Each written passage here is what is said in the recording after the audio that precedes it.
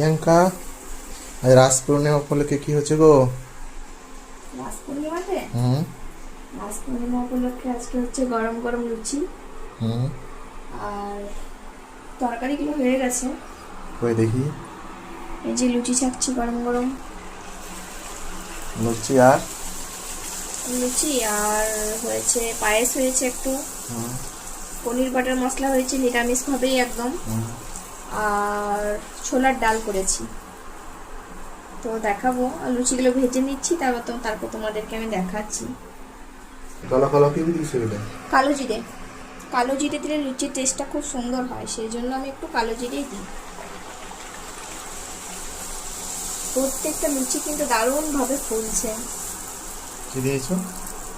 কালো জিরে গো, আর আর কিছু দিইনি। ফুলছে কি জন্য? ফুলছে কি জন্য? যেমন লুচি ফুলে তেমনই ফুলছে। তো আমাদের তো গরম গরম লুচি রেডি হয়ে গেছে। আর কি কি করেছো? আর এই যে এখানে করেছি, দেখাচ্ছি, এটা করেছি পায়েস, এই সিমুইয়ের পায়েস করেছি।